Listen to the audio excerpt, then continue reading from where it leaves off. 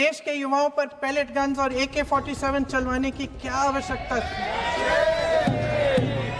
क्या वे आतंकवादी थे? क्या आतंकवादी हैं? टेररिस्ट हैं? हाँ, कांग्रेस बोल रही है। हाँ, कांग्रेस बोल रही है। जवाब दीजिए, जवाब दीजिए। कांग्रेस बोल रही है, जवाब मांग रही है, जवाब दीजिए।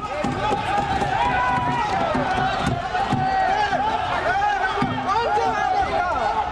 कौन जवाब देगा? गृह मंत्री जी जवाब देंगे। किसने ऑर्डर दिया? किसने ऑर्डर दिया? प्रधानमंत्री जी ने दिया? गृह मंत्री जी ने दिया? जवाब देंगे। पूरा देश पूछ रहा है, सिर्फ कांग्रेस पार्टी नहीं पूछ रही है, पूरा देश पूछ रहा है। अध्यक्ष महोदय, देश के माता पिता पूछ रहे हैं, छात्र पूछ रहे हैं, अध्यापक पूछ रहे हैं, पूरा देश आज ये पूछ रहा है। कैसे व्यक्ति को इस पद पर आसीन किया जिसने एक गर्भवती महिला के बलात्कारियों की रिहाई पर अपनी सहमति व्यक्त की, खुशी जताई। देश की करोड़ों लड़कियों को प्रधानमंत्री जी ने इससे क्या संदेश दिया? सर, अखबारों में है। अरे तो कैसे क्या है इनके पास? ऐसा ही कोई आरोप लगा दीजिएगा। कोई नियम कानून नहीं है। आगे बढ़ेंगे, ऐसा नहीं होगा। पहले ऑथेंटिकेट करने दो सर। उनको ऑथेंटिकेट करने के लिए कहिए, ऑथेंटिकेट करने कहिए उनको। केसी वेणुगोपाल जी ने जो नाम लिया है और मैं नेहरू जी के बारे में जो बात कहा है मैंने सर, मैं उस पर कायम हूं और मैं किताब जो है ऑथेंटिकेट करने के लिए तैयार हूं।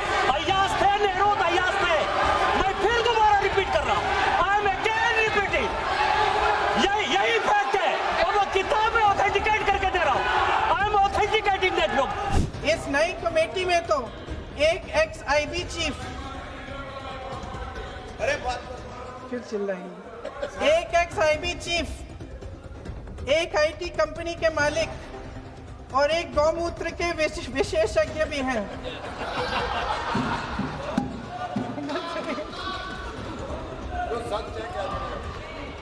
इन्हें शिक्षा के बारे में क्या पता जी? सच है। आप आज मेरे से नाराज हो रहे हैं? मन मुस्कुरा लीजिए। वो आपने भी चुनाव लड़ा।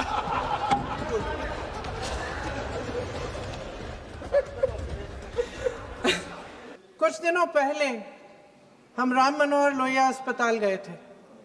पुलिस लाठीचार्ज में घायल दिल्ली की उस छात्र की स्थिति जानने के लिए जो ICU में अपनी जिंदगी की सबसे बड़ी लड़ाई लड़ रही है।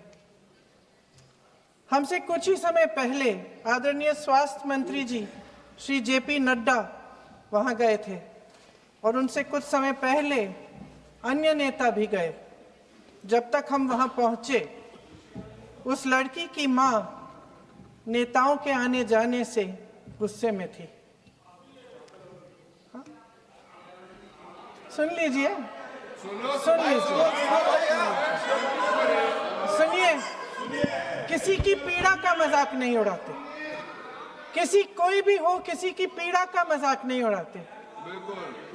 आप संसद में बैठे हैं, निशिकांत जी आप बना रहे हो। जब तक हम वहां पहुंचे, उस लड़की की मां नेताओं के आने जाने से गुस्से में थी। किस लिए आए हो? उसने ICU के दरवाजे के बाहर खड़े होकर हमें पूछा। हमारे सामने कांपते हुए हाथ जोड़े कहने लगी कि धन्यवाद, आप आए हैं, ठीक है, मगर मुझे किसी से नहीं मिलना, मुझे किसी से बात नहीं करनी। महोदय, उस मां की पीड़ा से उसका पूरा शरीर कांप रहा था, लेकिन उसने दृढ़ आवाज में कहा, सुबह से बड़े बड़े लोग यहां आ रहे हैं, एक के बाद एक वीडियो बना रहे हैं। वह भी आए जिन्होंने मेरी बेटी का ये हाल किया है। किस लिए? उसने हमसे पूछा। किस लिए? मेरी बेटी की बलि तो चढ़ गई है, लेकिन उसे कुछ भी हो जाए तो मैं उसके लिए अपने आप लड़ूंगी। की मदद नहीं चाहिए, मैं अकेले लड़ लूंगी। महोदय, शायद मुझे यहाँ खड़े होकर सबके सामने ये बात नहीं कहनी चाहिए, मगर उस माँ की गुहार ने मुझे शर्मिंदा किया। उसके दिल के टूटने की वो आवाज़ जो अस्पताल की दीवारों से में गूंज रही थी, मेरे मन में अभी भी गूंज रही है। इसलिए उस माँ की इजाज़त लिए बिना मैं आपके द्वारा आदरणीय प्रधानमंत्री महोदय जी और आदरणीय गृह मंत्री महोदय जी से पूछना चाहती हूँ कि क्या ज़रूरत थी एक मासूम बच्ची पर इस तरह दमन करने की? क्या ज़रूरत थी उन छात्रों पर आंसू गैस चलवाने की, उन पर लाठियां बरसाने की, उन पर वाटर कैनन्स चलवाने की? क्या ज़रूरत थी उन नौजवान लड़कियों को जलील करते हुए उनके कपड़े फाड़ने की, उनको बेरहमी से गंदी तरह पिटवाने की? देश के युवाओं पर पैलेट गन्स और AK-47 चलवाने की क्या आवश्यकता थी? क्या वे आतंकवादी थे? क्या आतंकवादी हैं? टेररिस्ट हैं? हाँ, कांग्रेस बोल रही है। हाँ, कांग्रेस बोल रही है। जवाब दीजिए, जवाब दीजिए। कांग्रेस बोल रही है, जवाब मांग रही है, जवाब दीजिए।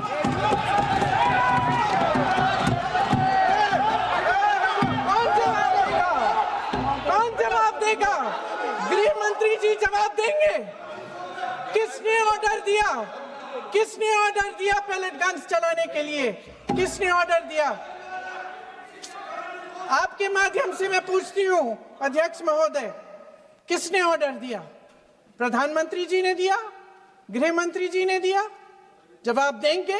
पूरा देश पूछ रहा है, सिर्फ कांग्रेस पार्टी नहीं पूछ रही है, पूरा देश पूछ रहा है। अध्यक्ष महोदय, देश के माता पिता पूछ रहे हैं, छात्र पूछ रहे हैं, अध्यापक पूछ रहे हैं, पूरा देश आज ये पूछ रहा है।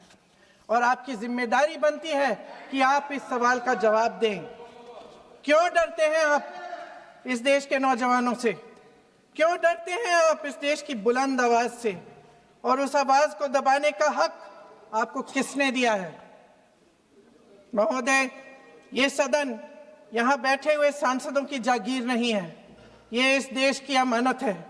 यहाँ बैठे हम सब इस देश की जनता, इस देश के युवाओं, बुजुर्गों, गरीबों, अमीरों और सब धर्मों, सब वर्गों के देशवासियों के सेवक हैं।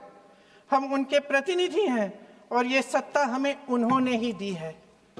इस देश का संविधान हमारी सर आंखों पे, इस देश का लोकतंत्र सर्वोपरि है, इसे ध्वस्त करना पाप है।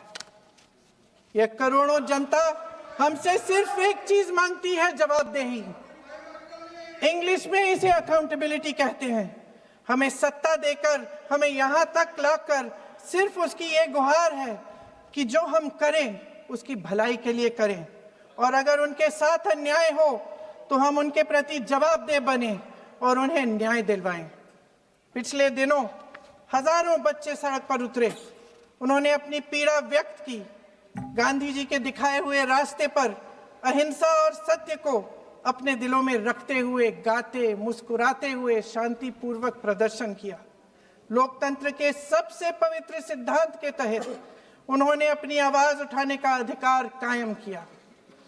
ये उस भारत के बच्चे हैं जो गांव में रहते हैं, जो महानगरों में रहते हैं, जो छोटे कस्बों में, छोटे शहरों में रहते हैं, जहां माँ अपने गहने बेच देती है, पिता अपनी जमीन गिरवी रख देता है, एक परिवार अपनी पूरी जिंदगी की कमाई बच्चे के सपने पर खर्च देता है। और अब उन्हीं बच्चों को लगने लगा है कि आज इस देश में मेहनत से ज्यादा बेईमानी मायने रखती है, मेरिट से ज्यादा पैसा मायने रखता है। तब सिर्फ एक छात्र नहीं हारता, उम्मीद हारती है। इन परेशान बच्चों ने अपनी उम्मीदें आपसे साझा की। उनकी मांगे क्या थी? कि पेपर लीक करके उनके साथ जो बार बार अन्याय किया जा रहा है उस पर कार्रवाई की जाए, कि जो सिस्टम उनके भविष्य को कुचल रहा है उसे सुधारा जाए, कि जो माफिया उन्हें घेरे हुए है उसे हटाया जाए, कि जिस मंत्री के कार्यकाल में ये सब हुआ वह इस्तीफा दे, कि उन पर बर्बरता करने वालों पर कार्रवाई की जाए और उसके लिए माफी मांगी जाए। बस यही उनकी मांग थी ना, कि जो शिक्षा और स्वतंत्र अभिव्यक्ति का अधिकार उन्हें संविधान ने दिया है उसे कायम रखा जाए। महोदय, हमारे एजुकेशन सिस्टम में कुछ समय से बहुत खामियां भर चुकी हैं। बच्चों पे जो प्रेशर डाला जाता है उसकी वजह से सैकड़ों बच्चों ने आत्महत्या कर डाली है। उससे भी ज्यादा बच्चे डिप्रेशन में डूब रहे हैं। परिवारों पर बच्चों को पढ़ाने लिखाने के लिए घूस, capitation fees, tuition fees, coaching fees आदि के घिनौने दबाव हैं। लोन लेने पड़ते हैं, सामान बेचना पड़ता है और उसके बावजूद कोई गारंटी नहीं कि उनके बच्चों के भविष्य मजबूत बन पाएंगे, क्योंकि बेरोजगारी चरम पे है। इस सरकार ने रोजगार पैदा करने वाले सभी सेक्टर्स को लगातार कमजोर किया।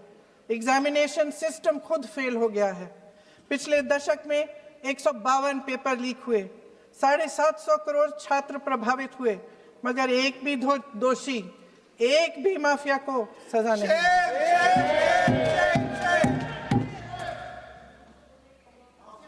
हमारे एजुकेशन में आरएसएस के प्रचारकों को भर भर कर उसे खोखला बना दिया है। जबरदस्ती एनटीए बनवाकर सिस्टम का केंद्रीकरण करके उसे और भी उलझा दिया। देश के कुल बजट में, हाँ जी जबरदस्ती, आपने अभी अभी सुना तमिलनाडु के हमारे साथी क्या कह रहे थे। देश के कुल बजट में एजुकेशन बजट की हिस्सेदारी हर साल बढ़ाने की बजाय घटती जा रही है। 1.4 लाख करोड़ रुपया का पूरा बजट एजुकेशन बजट है और 1.32 लाख करोड़ सिर्फ नीट देने वाले 22 लाख बच्चों के परिवारों से हर साल खींचा जाता है। एक और शर्मनाक आंकड़ा भी है। 1.4 लाख करोड़ रुपया हमारा पूरा एजुकेशन बजट और 16 लाख करोड़ रुपए जो मौजूदा सरकार ने बड़े उद्योगपतियों के लोन माफ किए हैं। सोचिए कि इस सरकार की प्राथमिकताएं क्या है। सच ये है अध्यक्ष महोदय कि जिस तरह अस्पताल में उस छात्रा की मां का विश्वास पूरे सिस्टम से हट गया है, उसी तरह देश के युवाओं का भरोसा इस पूरे सिस्टम से टूट चुका है। और जब इस तरह देश के भविष्य, हमारे युवा निराश होकर सरकार और सिस्टम से अपना भरोसा हटा देते हैं, तो उस भरोसे को फिर से बनाने के लिए सिस्टम के अंदर से जवाब नहीं ढूंढा जा सकता। उसके दायरे से बाहर निकलना पड़ता है, नए सिरे से ठोस प्रयास करने पड़ते हैं। अफसोस की बात यह है अध्यक्ष महोदय कि इतना हो जाने के बाद भी आदरणीय प्रधानमंत्री महोदय जी और उनके साथी इस सच्चाई को समझ नहीं पा रहे हैं। वे अभी भी ये सोच रहे हैं कि पीआर, नैरेटिव चेंज और पालतू मीडिया के सहारे एक बार फिर उनकी नैया पार हो जाएगी। परसों शिक्षा मंत्री जी ने शर्मनाक परिस्थितियों में अपना इस्तीफा दिया और कल यहीं मकरद्वार पर मेरे सत्ता पक्ष के सांसदों ने जिंदाबाद के नारे चिल्लाते हुए उनका संसद में ऐसे स्वागत किया जैसे मानो कोई सुपरस्टार पहुंच गए हैं। विडंबना देखिए महोदय, जब भूतपूर्व शिक्षा मंत्री को मुकुट पहनाया जा रहा था, स्वागत हो रहा था उनका, तब महाराष्ट्र में एक परिवार पेपर लीक पीड़ित अपनी बेटी की आत्महत्या का शोक मना रहा था। आपकी सरकार ने देश के करोड़ों छात्रों को क्या संदेश दिया? आपको किस बात का गौरव है, किस बात का अभिमान है? ये कौन सा अहंकार है? जहां आंखों में शर्म होनी चाहिए वहां बेशर्मी और स्वागत के नगाड़े बजाए रह रहे हैं। एक तरफ मातम है, दुख है, यहां फूल माला डाल रहे हैं। कोई आप पर कैसे यकीन करे? प्रधानमंत्री महोदय जी ने नया शिक्षा मंत्री चुना, एक ऐसे व्यक्ति को इस पद पर आसीन किया जिसने एक गर्भवती महिला के बलात्कारियों की रिहाई पर अपनी सहमति व्यक्त की, खुशी जताई। देश की करोड़ों लड़कियों को प्रधानमंत्री जी ने इससे क्या संदेश दिया? सर, अखबारों में है, अखबार में नहीं। मेरा कुछ भी बोल के चले जाते हैं क्या? अरे ये तो कैसा, क्या है इनके पास? ऐसा ही कोई आरोप लगा दीजिएगा। कोई नियम कानून नहीं है।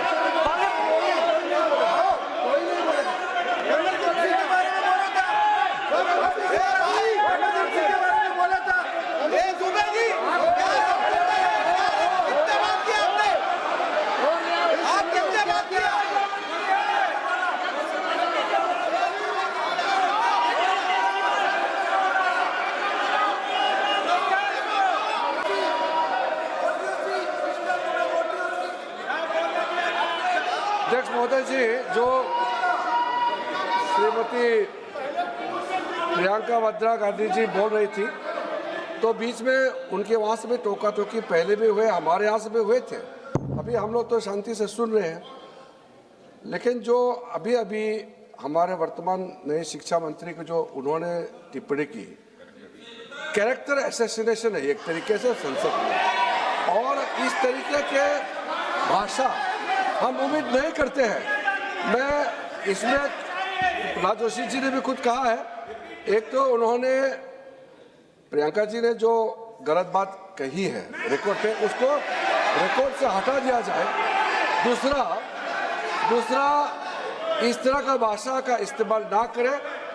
आपने डिबेट से पहले आपने अपील किया कि संसद में डिबेट का स्तर को नहीं गिराने चाहिए। उनके पार्टी के वो सीनियर लीडर है, वो पहली बार चुन के आए हैं, मगर उनके पार्टी में सीनियर है, जिम्मेदारी के साथ बोलना चाहिए। अगर पूरा ऑथेंटिकेट नहीं कर सकते हैं तो मैं ये मानता हूं कि उनको क्षमा मांगना चाहिए सदन से।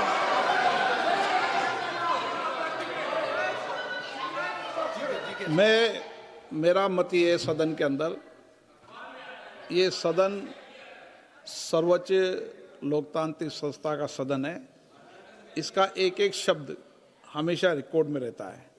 मैं माननीय सदस्य से आग्रह करूंगा कि बिना तथ्यों के हमें इस तरीके के सदन के पटल पर बात नहीं होनी चाहिए।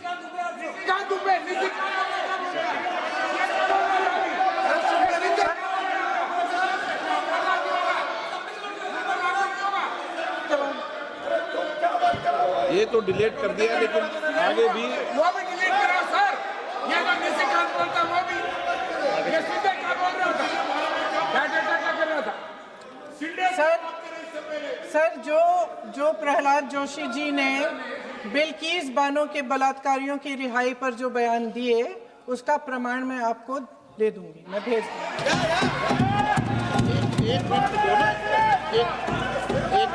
मैं ऑथेंटिकेट करूंगा। स्पीकर का डायरेक्शन 115, उनको पहले ऑथेंटिकेट करने कहिए सर। ऑथेंटिकेट करेंगे, उसके बाद वो आगे बढ़ेंगे। ऐसे नहीं होगा, पहले ऑथेंटिकेट करने दो सर। उनको ऑथेंटिकेट करने के लिए कहिए, ऑथेंटिकेट करने कहिए उनको।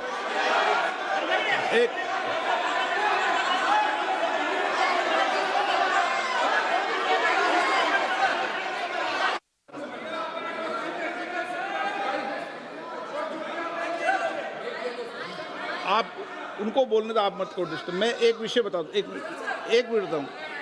नियम 353 के अंदर फिर मैं एक बार स्पष्ट कर दूं, किसी भी सदस्य द्वारा किसी भी व्यक्ति के विरुद्ध मानहानि या अभियोगात्मक प्रकृति का कोई आरोप नहीं लगाया जाएगा जब तक कि सदस्य ने अध्यक्ष और संबंधित मंत्री को पर्याप्त अग्रिम सूचना नहीं दे दी हो। यह व्यवस्था है।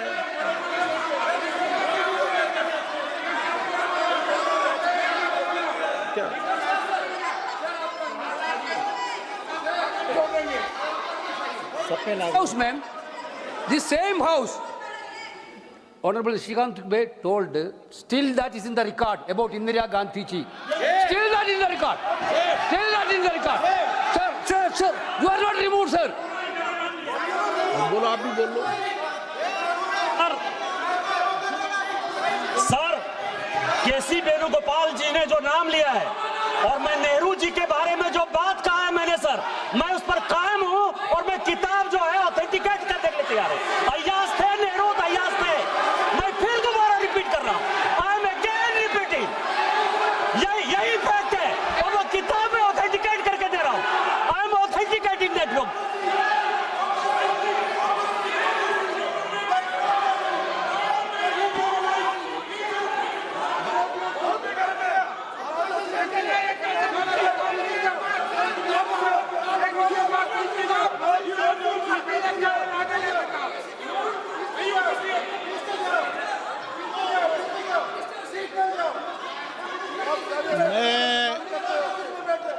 मैं जब आसन पर होता हूं, जो मैं व्यवस्था देता हूं, चाहे सत्ता पक्ष हो या प्रतिपक्ष हो, मैं समान व्यवस्था देता हूं। मैं जब आसन पर होता हूं,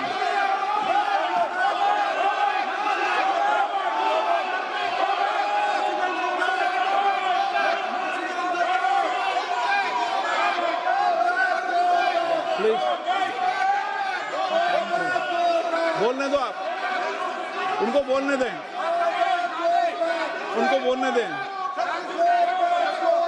नो, अरे आप उनको नहीं बोलने देना चाहते? चलिए चलिए, 114 प्लीज चाहिए। सर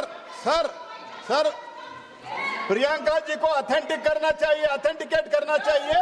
और जो मिस इन्फॉर्मेशन कर रहे हैं, नहीं तो मिस इन्फॉर्मेशन के लिए कार्रवाई करना चाहिए सर। क्या कुछ भी बोल के चल सकता है क्या? और procedure for the minister the correcting the mistake 114 में अगर वो आपने जो रूल का जिक्र किया 353 में, मुझे कोई नोटिस नहीं दिया है, मैं इधर प्रेजेंट हूँ और मैंने ऐसे कैसे बिना ऑथेंटिकेशन बोल सकते हैं मुझे बिना नोटिस दिए हुए? इसलिए मैं इसको खंडन करता हूं और उसको एक्सपेल करना चाहिए और उनको माफी मांगना चाहिए।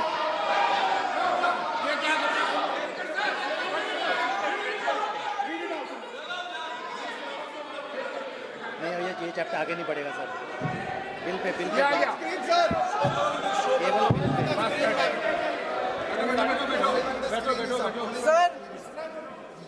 Sir here is a newspaper माननीय आर्टिकल। सदस्य, सर पूरा बुक ले गया आपने।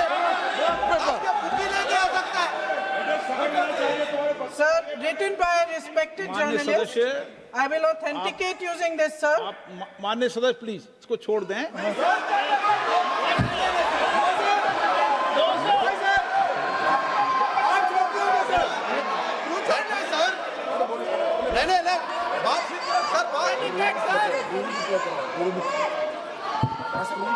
सर अगर जोशी जी अपने बयान का इस खंडन कर विधेयक रहे पर ही हैं क्या? चर्चा होगी।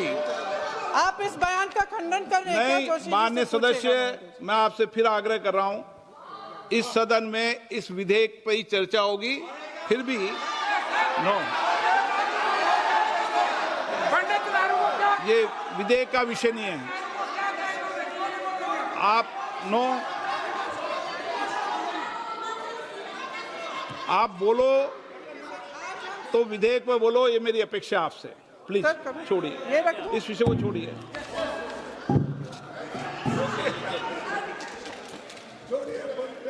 आज हम सदन पटल पर एक ऐसे विधेयक में संशोधन पर डिबेट कर रहे हैं जो 2024 में पारित हो चुका था और इसमें मुख्य संशोधन यही है कि पेपर लीक के अन्य अपराधों के लिए सजा बढ़ाई जाएगी।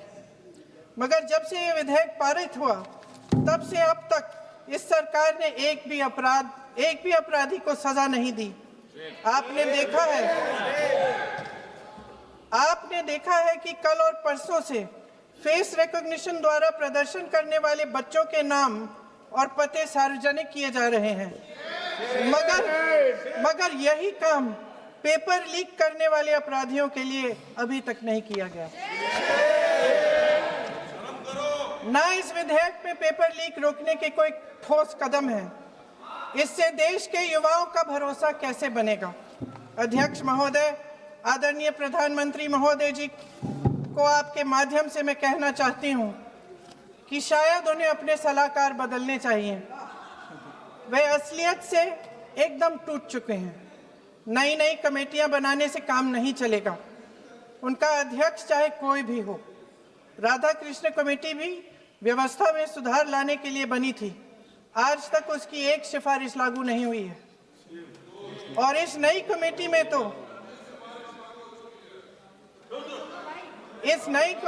तो एक एक्स-आईबी चीफ, फिर चिल्लाएंगे, एक एक्स-आईबी चीफ, एक आईटी कंपनी के मालिक और एक गौमूत्र के विशेषज्ञ भी हैं।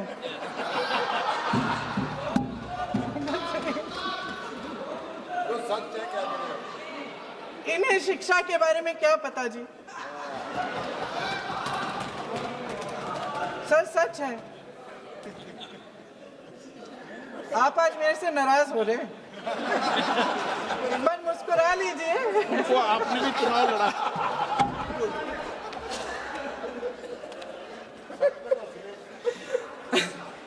सर, फास्ट ट्रैक कोर्ट्स का रिकॉर्ड पहले से ही बहुत खराब है। वैसे भी कल की सुनवाई में सीबीआई का वकील पेश ही नहीं हुआ। संसद में विपक्ष को दोषी ठहराने से, खोखले राजनीतिक खेल खेलने से काम नहीं चलेगा। आप जेन जी का भरोसा वापस जीतना चाहते हैं तो नए नए एंगल से, अपने फोन से नए नए वीडियो बनाने से नहीं होगा।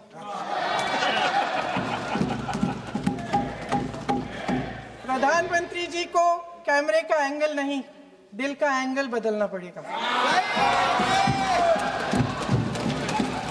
ये जेनरेशन जागरूक है, समझता है।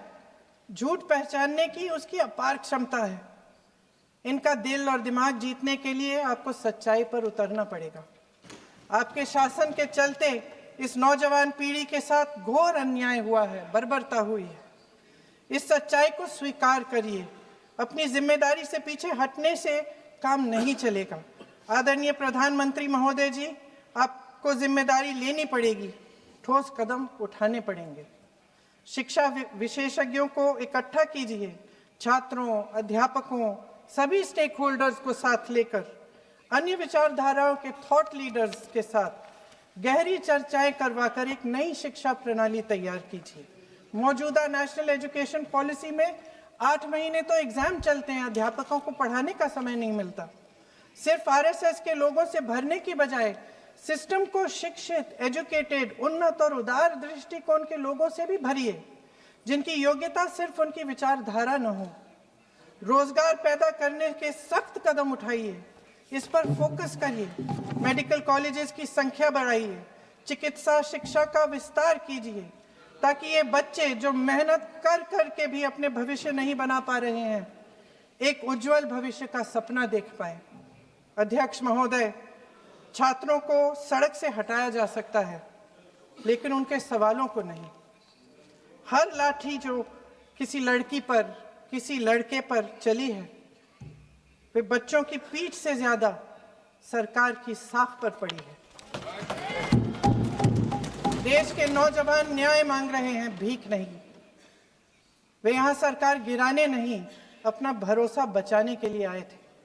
अध्यक्ष महोदय, आपके माध्यम से मैं सरकार को कहना चाहती हूं, अपनी साख बचाइए, अपनी नीयत ठीक करिए, अपनी अकड़ का इलाज कीजिए, अपने वादों पर अमल कीजिए। आपके शासन में हमने बड़ी बड़ी चोरियां देखी हैं। चुनाव में वोटों की चोरी, राम मंदिर में चंदा की चोरी, आपके उद्योगपति मित्रों द्वारा देश की संपत्ति की चोरी, किसानों की जमीन की चोरी। लेकिन सबसे बड़ी चोरी, हाँ ठीक है, सबसे बड़ी चोरी तब हुई।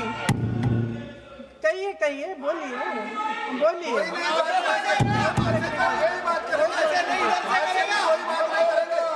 सुन लीजिए, शांति से सुन लीजिए, शांति से सुन लीजिए। आपको मौका मिलेगा, आप जितनी भी चोरियों की बात करना चाहते हैं आप कर लीजिए। अभी मेरा समय है। सबसे बड़ी चोरी तब हुई जब देश के नौजवानों के भविष्य, उनके सपने चुराए गए। भविष्य की चोरी, सपने की चोरी किसी भी चोरी से कहीं बड़ी होती है महोदय।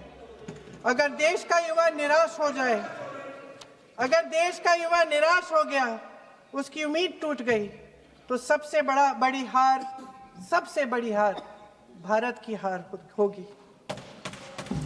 और हम कांग्रेस और विपक्ष के लोग जान दे देंगे, मगर भारत की हार नहीं होने देंगे। जय हिंद। सर अब तो मुस्कुरा लीजिए, भाषण खत्म।